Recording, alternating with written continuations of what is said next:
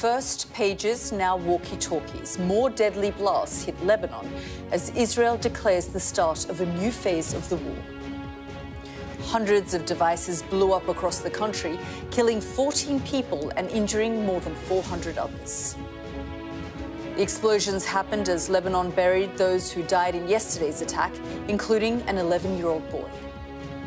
We head to Budapest on the trail of the company who manufactured the compromised pages.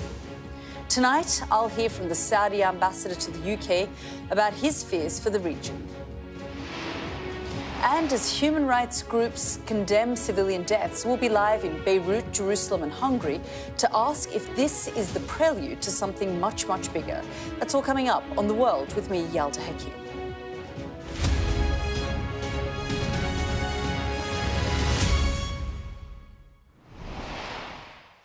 Good evening and welcome to the programme. You're probably tuning in to find out what on earth is going on in the Middle East. It's hard to say at the best of times, but let's just talk you through what we know so far. Yesterday, thousands of pages were remotely detonated across Lebanon and in Syria. 12 people were killed and thousands injured. This afternoon, hundreds of walkie-talkies exploded, 14 deaths, 400 injuries. The finger has been pointed at Israel. So far, the government has said nothing except to signal a new phase in the war. But how much do you read into that? Were these bold attacks a prelude to something even worse? What does this mean for Hezbollah and regional tensions? I've got a lot of questions, and tonight we'll try our best to answer them. Let's get started, though, with our first report from Sky's special correspondent, Alex Crawford, who's in Beirut for us. The funerals had barely begun when there was more terror. This was Nabatia in the south of the country, yet more panic. This time at the funeral of those killed in the string of pager explosions less than 24 hours earlier. In Beirut, too, the Lebanese army was on standby as 4 funerals were held for 2 Hezbollah fighters, but also for a young boy and a medic. Thousands had gathered in the capital, including women and children, when it became apparent Lebanon was facing a second wave of attacks. It quickly emerged there were fresh methods being deployed. Witnesses said radios in cars appeared to blow and nearby vehicles were hastily driven away. Others posted on social media about how their 2-way radios had exploded. It was the battery, he's saying. Alarm quickly spread as those who'd had narrow escapes were enveloped in shock. And this is a collective countrywide shock. But there's also fear now about all electronic devices and those like us who are using them. There's a lot of anxiety, there's a lot of tension. Apparently 2 walkie-talkies have exploded. That man says it exploded just next to him. There's a lot of fear amongst you, especially about cameras, phones, anything. The funerals went on as Israeli drones circled above, to the astonishment of the mourners.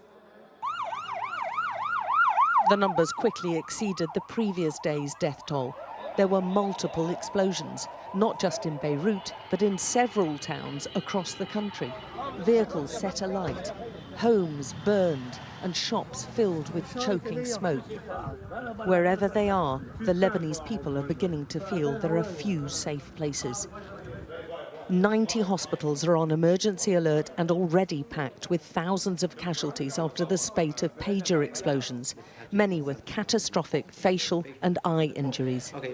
The surgeons have been working non-stop to try to save limbs or eyesight, often knowing they cannot succeed.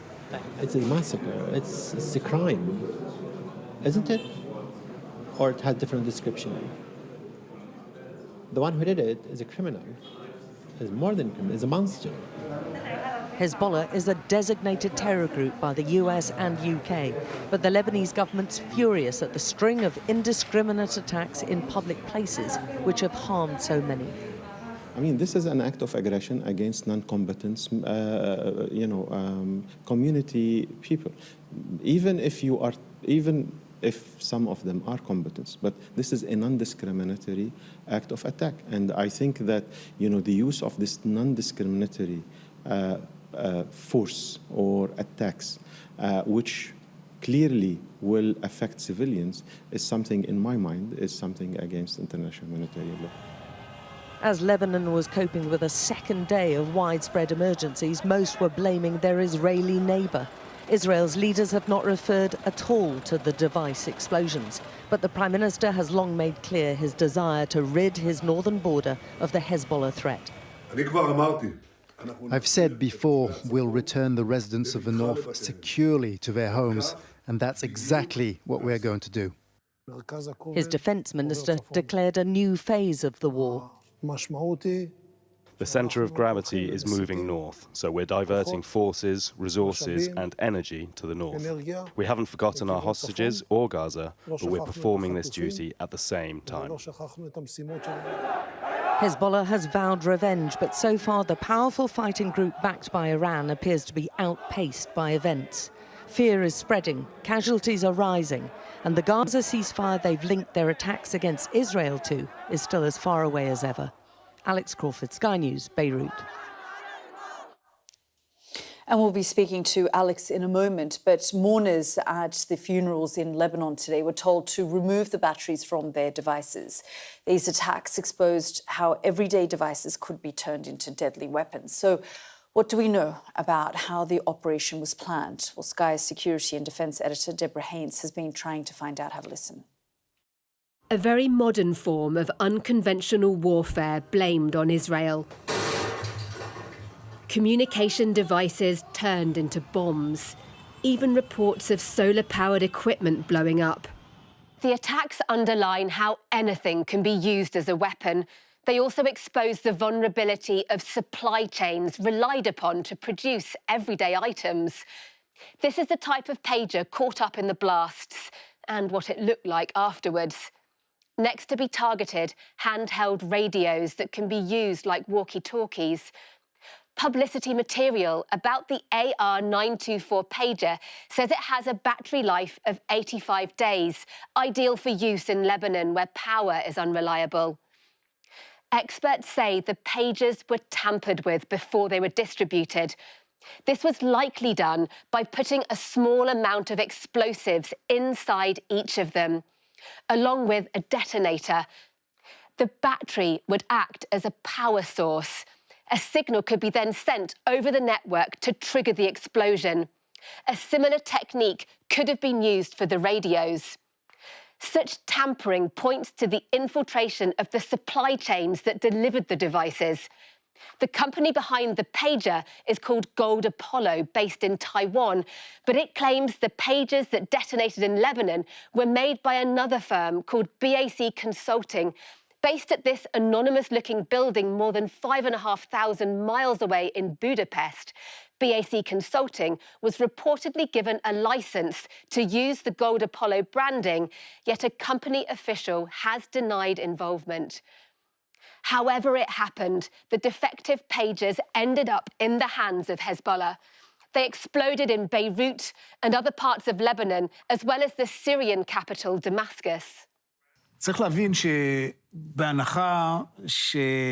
the assumption that some intelligence body did it, and we, Israel, of course, do not take responsibility, then this is a long-term intelligence infiltration operation. I also estimate that a very, very significant witch hunt will begin in order to try and find out where the loopholes and cracks were. While neither confirming nor denying involvement, Israel has now declared a new phase in the war, with focus shifting to its northern border with Lebanon. High stakes and fears, this conflict is about to erupt into a wider war. Deborah Haynes, Sky News. And just picking up on what Deborah was saying there, we'll be hearing from our Alistair Bunkle, who's in Jerusalem for us, and what could this mean for the wider region, and Dan Whitehead, who is in Budapest for us. He's been exploring the origin of the pagers that exploded yesterday. But let's go first to Alex Crawford, who's in Beirut for us. Alex, really good to see you, and great reporting that we saw from you there. In your report, and I've just been following it throughout the day, I mean, you really see and sense the anger on the streets right now in Beirut and in Lebanon. I mean, there's a lot of anger, there's an awful lot of fear and confusion. I mean, they've been hit with 2 days of mega emergencies which have been spread all around the country. The 90 hospitals involved, and almost every part of the country is either involved or is being used to transfer casualties to. So there's an awful lot of people who are affected by this. A lot of those pages and the two-way radios, the walkie-talkies, went off in very public areas, in open-air markets, in shopping areas, people's homes, today at funerals, a number of funerals.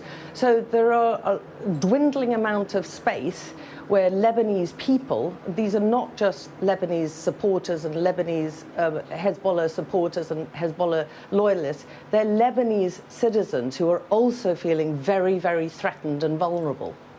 Yeah, very much so, very vulnerable. Let's talk about Hezbollah, because all eyes are now on Hezbollah and what they might do next, how they might react and retaliate. How much of a blow is this to them? Well, the Sky team here has been speaking just in the last hour to those who are very close to the inner Hezbollah circle. And there is a great deal of embarrassment, not just embarrassment, but concern and worry about how their communications network in particular appears to have been infiltrated and compromised. We're talking about thousands and thousands of pages, and as well as their two-way radios, which quite clearly have been compromised and have had to be destroyed. We've been hearing in the last couple of hours that Hezbollah is destroying these communications devices. So their communication network has been pretty comprehensively crippled. We're told that they're now using the very old-fashioned methods and tools that they used to use a decade, 2 decades ago, without any detail about exactly what those methods are. But clearly, the ones that they've been relying on are not working right now, and they're very much fearing, like the UN Secretary General Antonio Guterres, who's also made a statement about this, that this could be a prelude to something much bigger. You know, whoever is mounting these attacks, and they're all blaming Israel, is taking out their communications. They spent the last few months targeting key commanders and key leaders of the military effort. Now they've taken out a lot of the ground troops, if you like, the ground fighters, and those who are actually involved in passing on communications, wiped out their communications, and that leaves the group, considered one of the strongest fighting groups of the axis of resistance and backed by Iran, extremely exposed. Yeah, very much so. Alex, thank you so much. Let's go to Ali Bunkle, who joins us live from Jerusalem. And Ali, as Alex was saying there, I mean, regionally, they're all blaming Israel. We're unlikely to get any sort of admission from Israel on this. Yeah, Israel has not commented officially on these attacks. They haven't claimed responsibility. That is often the way of things, not always, but often the way of things when Israel is behind a major attack or an assassination. In a way, their silence actually tells us a lot. And the assumption is that it was Israel behind this. That is the conclusion that Hezbollah have come to, and it's the conclusion that so many others, either around the region or around the world, have come to. The United States, the spokesperson for the White House earlier, wouldn't be drawn on it. But actually, you know, if you look at what Antony Blinken, the US Secretary of State, said in his press conference in Cairo earlier, he was clearly pretty irritated by this turn of events. I slightly paraphrase, but he spoke about how every time they feel that they're making progress on a possible ceasefire deal in Gaza, something comes along to derail it and to distract from the potential for a ceasefire deal in Gaza. And the ceasefire in Gaza isn't quite the key to all of this, but Hezbollah have said that if there was a ceasefire in Gaza, they would cease fire, and the hope is that that would bring about space for diplomacy.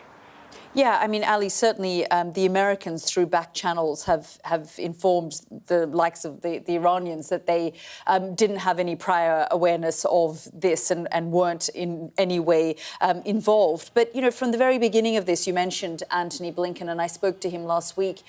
He has talked about not allowing this war in Gaza to escalate and spill over. And that has been the concern throughout. And I guess now all eyes are on both Hezbollah and Israel because, you know, the question is this a prelude, as you say, to something much, much bigger and more dangerous? Well, you do get the feeling repeatedly that whatever the United States says in public, Israel tends to ignore it. And although there has been diplomatic efforts to try and find a solution in the conflict between Hezbollah and Israel, you know, frankly, there hasn't been very intense engagement from the two main protagonists in this. And so really, there's never been a feeling that this could be resolved diplomatically. And so the sense here for a long time has been that some sort of conflict will be inevitable. Now, whether or not we're on the cusp of that, let's see. Certainly, we are very close to it. And people I've been speaking to are divided in their opinions. Some think that what Israel has been doing over the last 24 hours are the first steps towards upping the military pressure, potentially to an all-out war. Others think that what's happened over the last 24 hours might be sufficient for Hezbollah to back off. Hassan Nasrallah, Hezbollah's leader, speaks tomorrow, and we'll watch and listen carefully to what he has to say. But definitely, things are very, very tense right now. Yeah, indeed, very much so.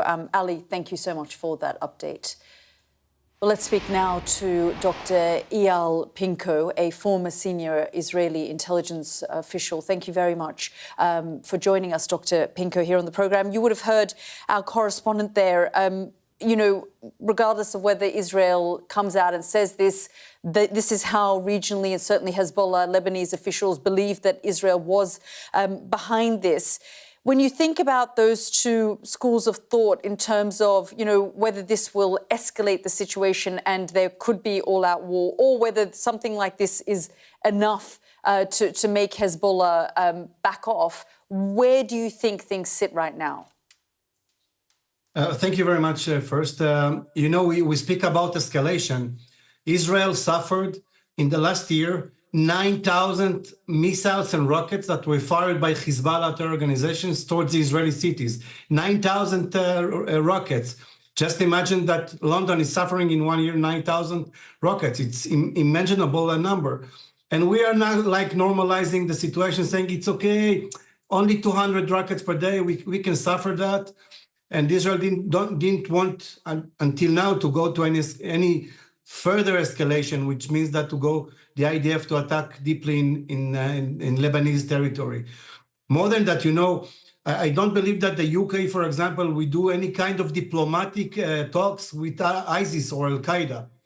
And Hezbollah is still a terror organization. The question I'm asking, Dr. Pinko, is do you think this is going to lead to something, you know, like another Lebanon war? Do you think this is where this is now heading? We've seen phase one, which was the pages exploding. Phase two, the walkie-talkies today. Is there going to be a phase three, and a phase three that's going to be much bigger? I think that Israel doesn't want to go to any escalation. Israel wants a ceasefire. Israel wants to have its hostages back from the Hamas terror organization. We want peace and calm.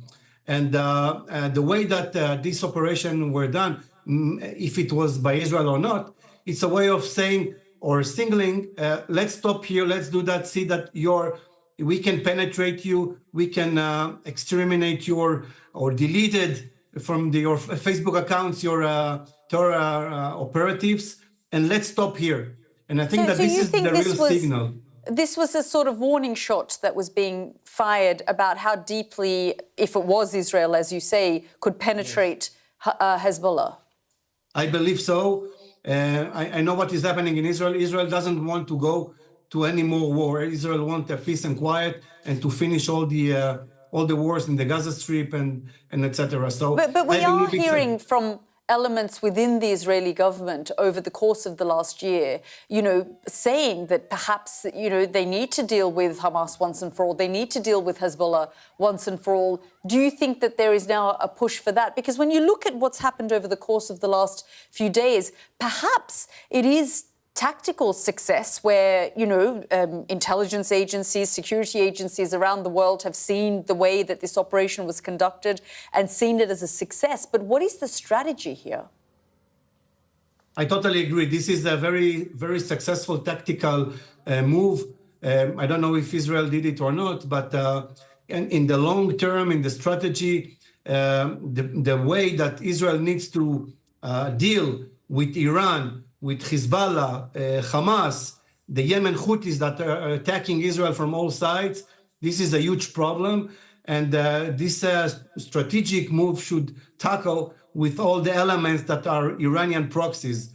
And so is that war, do you think, Dr. Pinko? Because, tonight your defense minister, the country's defense minister, has said this is now a new phase. And that the gravity of this conflict is shifting. Is that shifting now towards Lebanon? I don't believe so. I think we need to make the distinguish between the rhetoric from the leaders and what is happening boots on the ground. I think that tension is very high, and in the Middle East, everything can lit the candle or the match that can fire we saw that in 2006, that fired the region.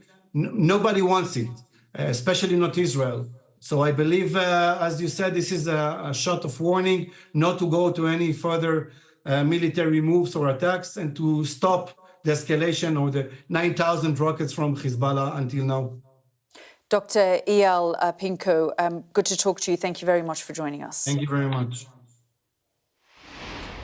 Well, let's cross now to Dan Whitehead in Budapest, where these pages were allegedly made. And Dan, all eyes seem to be focused on, or, conversation around this back consulting, which is apparently linked to the production of these pages.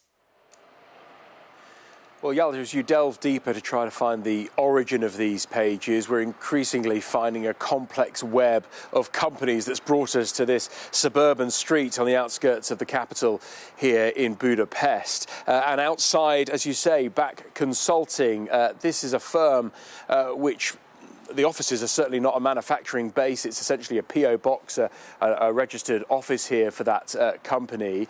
It was named by the Taiwanese company Gold Apollo as the manufacturer of the pages involved in that attack in Lebanon yesterday. However, today we've heard from the chief executive of Back Consulting, who has told our partner NBC News that they were not involved in the manufacturing. They're simply an intermediary company. And that's been backed up tonight by a statement from the Hungarian government, the spokesperson for the Prime Minister here, saying that, yes, it's an intermediary company. Yes, there's no manufacturing at all in Hungary of these pages, nor were these pages ever brought into the country, and that it's not a security risk for Hungary. That's the official statement from the Hungarian government tonight. But clearly some link from Back Consulting, admitting they're an intermediary company. A very complex web emerging.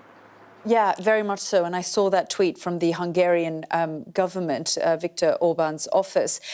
So that's the pages, Dan. What about the walkie-talkies? Is it sort of being linked back sort of almost to the same manufacturers and supply chains and the sort of web of companies that you're talking about? Not at this stage. Of course, the link that brought us to Back Consulting and to Gold Apollo was the names on some of the damaged, blown-up pages. That hasn't been identified in the walkie-talkies yet. Look, it's not perhaps a surprise at all that there is a complex web and a supply chain. Hezbollah wanting to create that long chain to protect its communications. But, of course, with that long chain comes the ability to be problems in that supply chain and the possibility of infiltration, which is clearly happened. Tonight we're hearing of a company in Sofia, the Bulgarian capital, that may be involved in purchasing those pages. So the list of companies, the complications continue. Certainly more questions than answers at the moment. Yeah, indeed, very much so. Dan, thank you so much for your reporting there. Well, in the past hour, the White House said the US was not involved, nor did it have any prior knowledge to the explosions in Lebanon. A tight-lipped John Kirby gave nothing away when he was pressed on the issue. Let's just have a listen to what he had to say. We were not involved in yesterday's incidents or today's in any way. And everything we've been doing since the beginning has been designed to prevent the conflict from escalating. We still believe, for instance, that there is a diplomatic path forward, that particularly up near Lebanon. Let's go straight to our Mark Stone for the very latest from Washington. Mark, John Kirby there maintaining that a diplomatic path is still possible when we've seen this escalation in the Middle East. The Americans also making it very clear through back channels to the likes of the Iranians that, look, we weren't involved in this, nor did we have prior knowledge of something like this taking place. Yeah, and my sense is that we should take the White House at face value on this one, that they did not have any involvement in this. He was very tight-lipped. I thought he looked anxious as he faced lots of questions and was just up front. Look, he said, I'm not going to answer these questions. He wouldn't even confirm that it was the Americans' belief that Israel was indeed behind this. But it is also absolutely clear that the Americans, as Alistair Bunkle was saying earlier on, do believe that the key to this is a ceasefire in Gaza. And it is the hope, the belief of the Americans that if there was a ceasefire in Gaza, if Israel and Hamas could get together and have some sort of an agreement there, then that would stop the attacks by Hezbollah in the north on northern Lebanon, northern Israel, and then the civilians who have been evacuated from northern Israel can get back to their homes, and that things can calm down. I think the key word here, perhaps, is deterrence. Is what Israel appears to have done with the pagers and the walkie-talkies a masterstroke in terms of asymmetrical warfare and an attempt to re-establish deterrence and effectively to say to Hezbollah, back off, look what we can do. If we want to, we could do it again. We could do it with different devices. So I think that's what the White House will be hoping here, that this is an attempt by Israel to deter Hezbollah from doing anything else and not to escalate. But of course, it is the key is whether Hezbollah decides that it has to retaliate. Yeah, indeed. Very tense in the region this evening. Mark, thank you so much. You're watching The World with me, Yalda Hakim. After the break, we've got lots more. I sit down with the Saudi ambassador to the UK, who tells me that with the war ongoing in Gaza and events unfolding in Lebanon, the region is on a knife edge.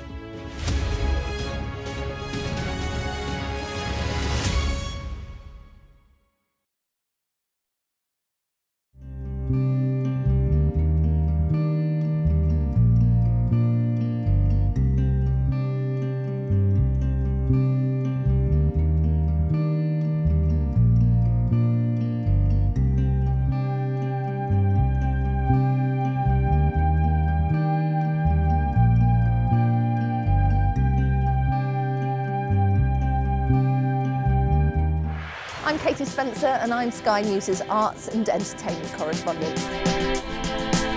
When you think of Glastonbury, it's mud you want and music. They're going to cross to us live in a minute. Okay. Thank you so much. Brad Pitt is now a prolific producer behind the scenes. It's not a mystery to me. We always were capable of doing this. Oh, they're wonderful children as an audience. Who did that? Maverick here on the red carpet. I'm so excited, Tom Cruise. This is the story of the night. It's the little independent film that could. We take you to the heart of the stories that shape our world. Nor have I ever struck any woman in my life. There's this illusion of power. Are you feeling well? I remember covering the Oscars and that now infamous moment, the Will Smith slap. Nobody could quite believe that it happened. You can tell from these crowds just how excited people are for the return of Pride. These actors playing the lead roles were born long after the Sex Pistols broke up. Are you pleased that you did say yes to the job? I've never regretted it. As a team, we've interviewed some of the biggest stars in the world. It can be incredibly surreal being swept up in their world, but we try to give you an honest sense of how these people really are. Okay, I'll talk to you. Don't leave me. Yeah, okay. There's no easy goodies. There's no easy baddies. I've had a great time here. Thank you. Thank you. Bye.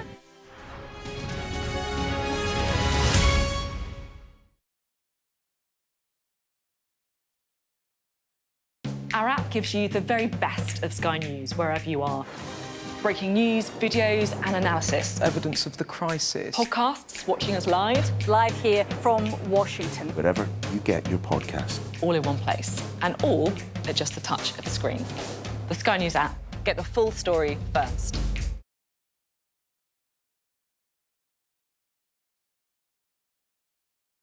There's always more to the news than a headline. We want to discover, to delve a little deeper, to find out what's really going on. Explanation, analysis, the people at the heart of every story. I'm Neil Patterson, and this is the Sky News Daily Podcast. So, by the end, we'll hopefully all understand what's going on in the world just that little better. Available wherever you get your podcasts.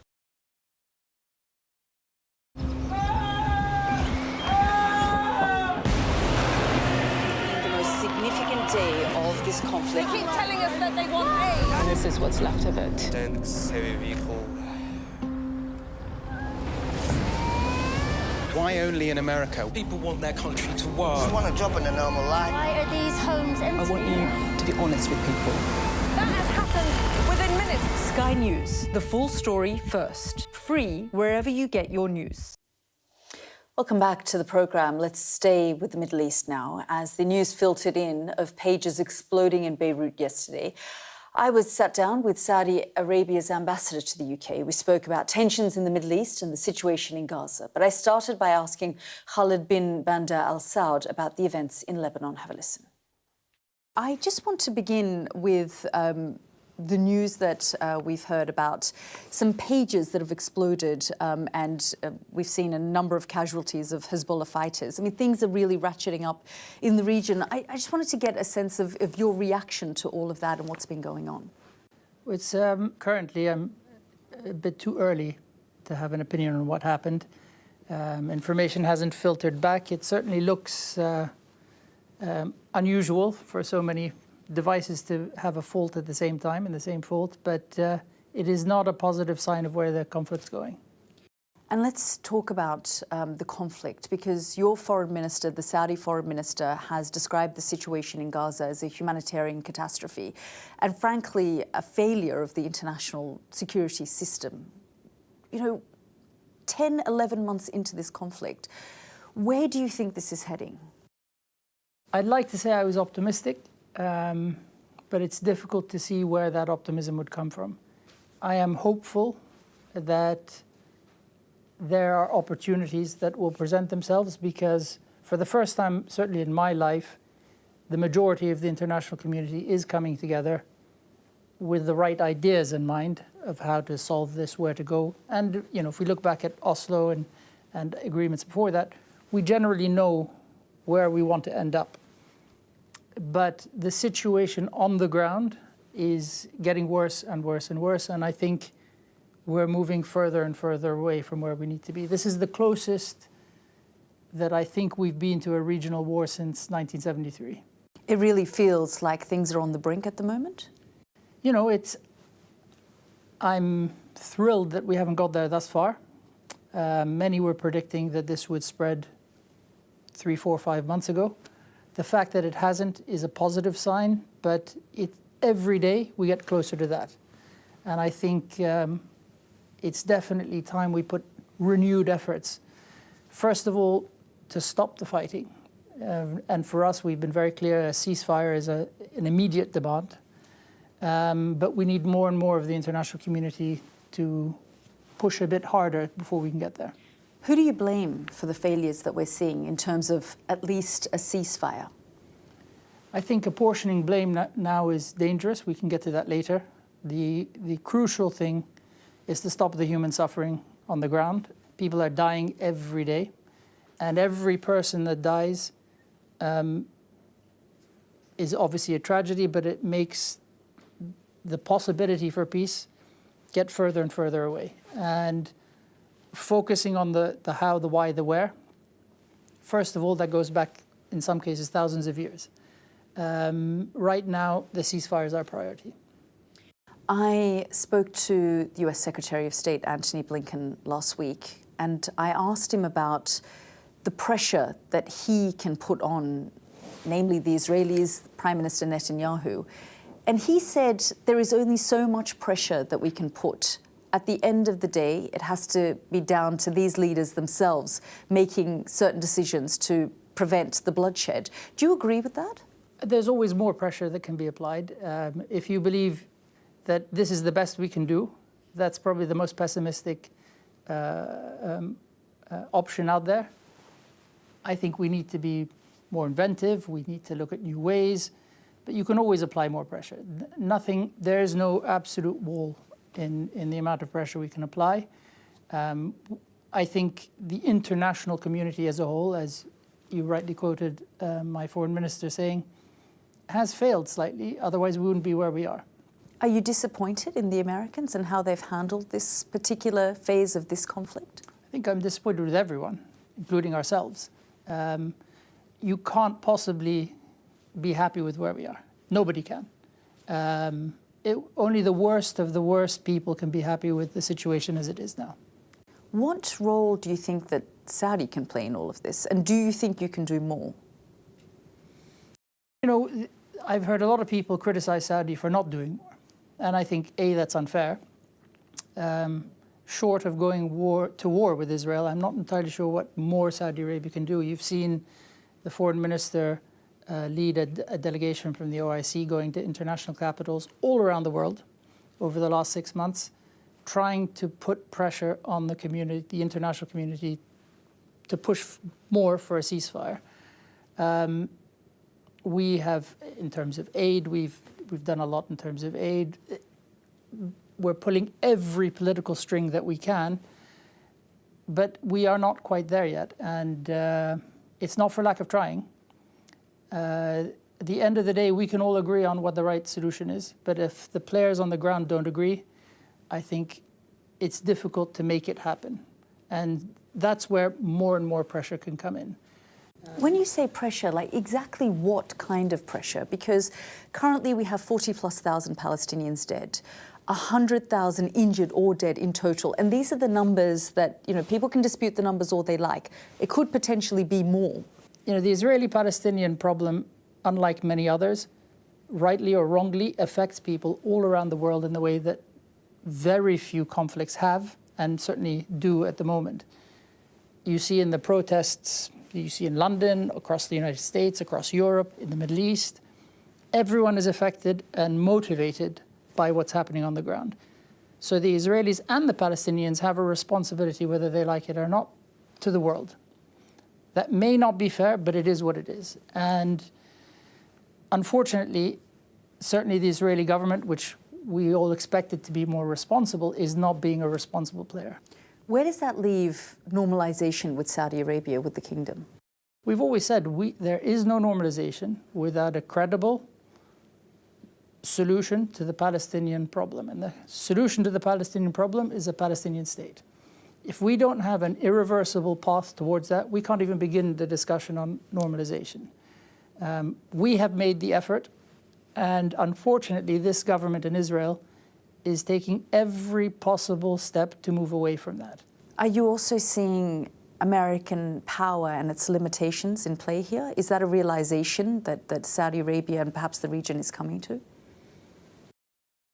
I'm not involved in what's happening in the States, so it's difficult for me to gauge that. But in terms of the pressure that they are able to put on a state like Israel to perhaps stop the fighting or stop the bombing and the humanitarian catastrophe in Gaza? It doesn't seem to me that it's a limitation of power. It's a complicated choice that countries have to make, and each country has a right to make the best choices for themselves. But I think it's difficult to argue America's power is diminished. It's still the most powerful country in the world by a long way, economically, militarily. And I don't think that's going to change in the short term or the near term or the medium term. Do you think that Trump would do anything differently to what Biden is doing? Well, he's a different person, but I can't tell you what he's going to do until he does it.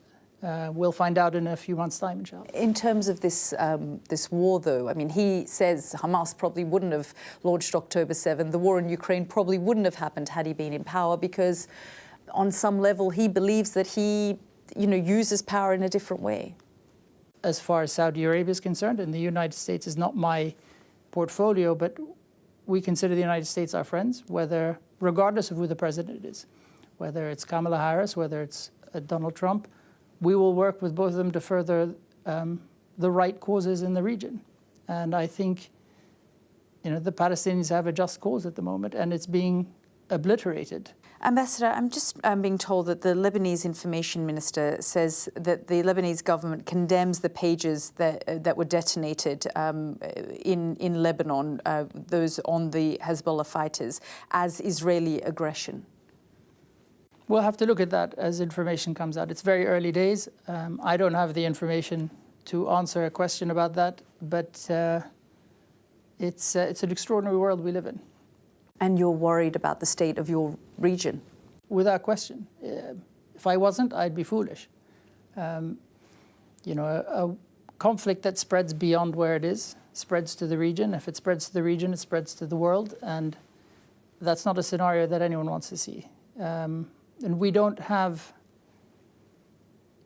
enough ability to apply pressure to hold that in the box if it comes out of the box.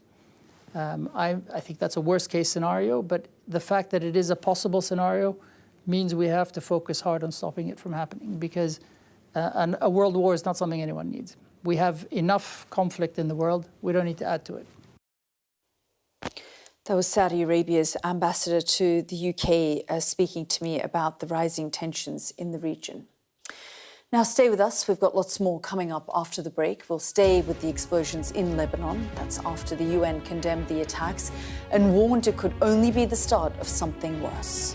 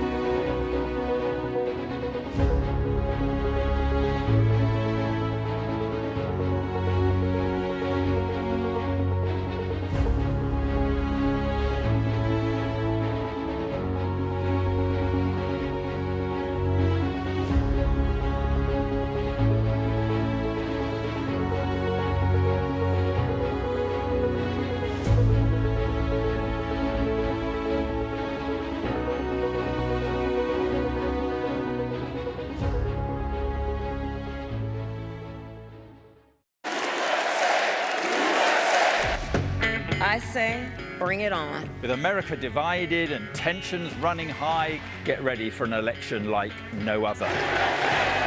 Join our teams as we follow the campaign trail as America decides. We will win, win, win. Get closer to the action this US election with full reaction and analysis. Sky News, the full story first. Welcome back. Well, the UN has condemned both attacks in Lebanon, with the Secretary-General insisting devices used by civilians should not be weaponized. Well, to discuss this further, let's speak with Ramzi Case, Lebanon researcher at Human Rights Watch. Thank you very much, Ramzi, for joining us here on the programme. First of all, we've heard there from the UN Secretary-General, but your reaction and the reaction of Human Rights Watch to what we have seen unfold over the course of the last 48 hours. Thanks for having me. As you're well aware, yesterday thousands of pagers simultaneously exploded across Lebanon and some parts of Syria. This resulted in thousands of people being injured, according to Lebanon's Ministry of Health, and at least 12 individuals were killed. This includes 2 young children, but also 2 health workers. Today, there were further explosions reported across the country, which, according to the Ministry of Health, killed at least 14 people and injured more than 400 individuals. With regards to Sorry, go ahead. With regards to yesterday's attack, Human Rights Watch reviewed various photos and videos that were circulated on social media or were taken by victims and witnesses to these attacks, and they showed pagers exploding in public places, in places such as grocery stores or supermarkets, or even today at a funeral, and videos that we reviewed that appeared to be linked to the attacks taken from emergency rooms in hospitals showed children, but also adults with severe traumatic injuries. These were penetrating traumatic injuries in the limbs, in the fingers, with amputated fingers, to the head and torso, and other injuries that were consistent with the detonation of explosive devices. Yeah, I mean, and you know, Ramzi, you talk there about the civilians, the casualties, the children. One thing that you have said is that it's a breach of human rights law, and that it does not matter who owned these devices, but it was about where the explosions took place, including, busy marketplaces. What Human Rights Watch has said is that, in a statement that was released earlier today, is that the attack is that customary international humanitarian law, or the law of armed conflict, which is applicable in this case, prohibits the use of booby traps. These are objects that civilians are likely to use, or they're apparently harmless objects that could be portable or that are associated with normal civilian use. And the use of booby traps is prohibited precisely because booby traps put civilians at grave risk and cause scenes as the ones that we saw unfold in Lebanon.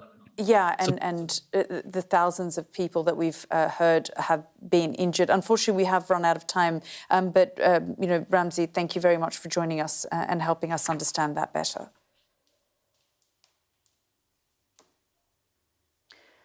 Well, stay with us on Sky News. Coming up, Trump back on the campaign trail. I speak to a general.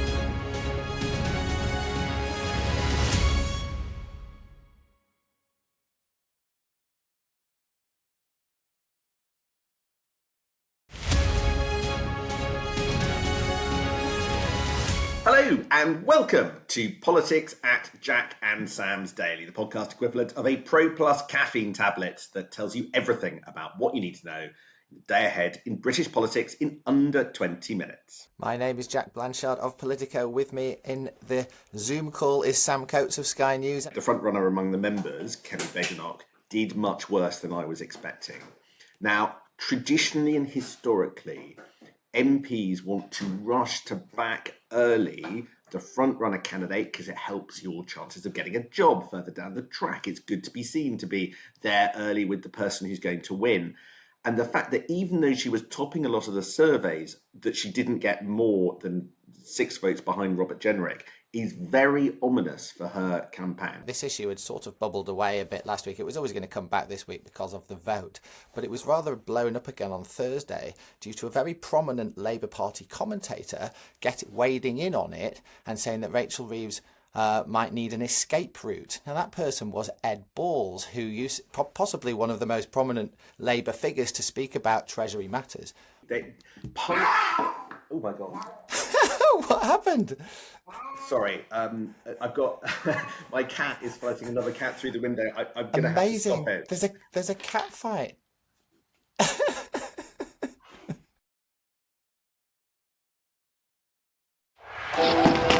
They have breached the road. There is a lot of gas being fired all around us.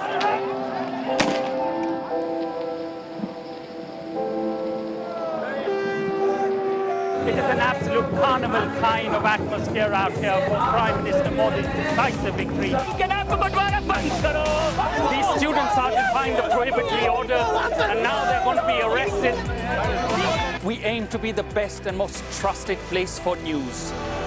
The roads have been inundated. The only way out is to get people by boat. This on any given day would have been bustling with people, but today it's absolutely deserted. I'm Neville Lazarus, and I'm Sky's reporter based in Delhi.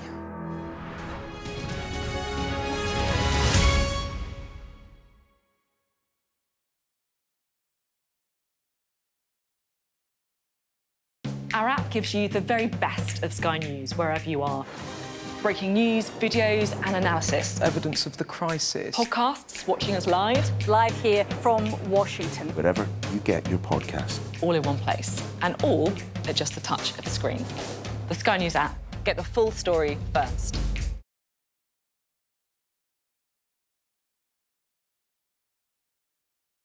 There's always more to the news than a headline. We want to discover, to delve a little deeper, to find out what's really going on. Explanation, analysis, the people at the heart of every story. I'm Neil Patterson, and this is the Sky News Daily Podcast. So, by the end, we'll hopefully all understand what's going on in the world just that little better. Available wherever you get your podcasts. Welcome back to the programme. We've just got some breaking news to bring you. The Lebanese Health Ministry says the number of people killed in today's explosion, we were reporting earlier that it was 14 deaths and 400 injuries. Well, as a result of those walkie-talkies being targeted, we're now told the death toll has actually risen to 20 from 14. So we're reporting earlier that hundreds of walkie-talkies exploded, 14 deaths. It's now risen to 20. Now, we're going to turn our attention to America now. Last night, Donald Trump jumped back on the campaign trail for the first time since his assassination attempt on Sunday. It was a slightly toned-down performance. The former president had some kind words for his rival in the race to the White House, Kamala Harris. But the event in Michigan still had all the hallmarks of a Trump rally. Just have a listen. A little while ago, I got a very nice call from Kamala. No, it was very nice. It was very nice. It was very, very nice, and we appreciate that. You wonder why it gets shot at, right? You know, only consequential presidents get shot at. Donald Trump there. So what really will be going through the former president's head after that assassination attempt? I spoke to one general who knows him well, his former national security advisor, H.R. McMaster. Have a listen.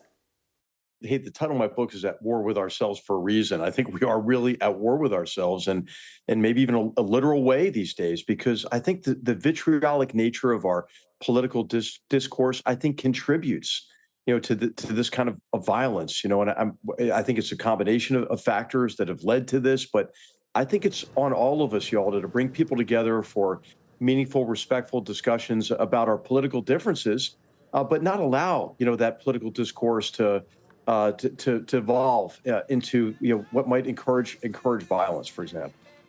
Just, you know, on a personal note, how did you find working with Donald Trump? So my job was to staff the president to make sure that he was prepared for any kind of engagement on foreign policy, and then to run a process to give the president best advice and then multiple options so he can determine his own agenda and communicate those decisions to the U.S. government, sometimes to international audiences, like I did when I sat down with you.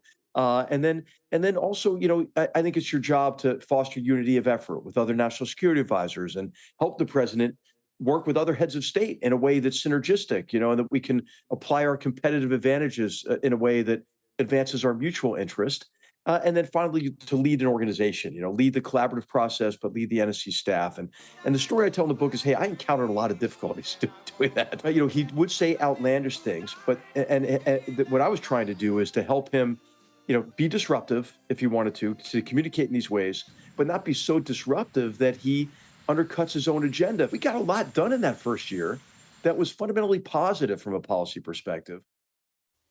It's General H.R. McMaster there. Well, a busy night on the programme. 20 people killed in the latest wave of attacks. We'll have more live from the region tomorrow when we expect to hear from the leader of Hezbollah.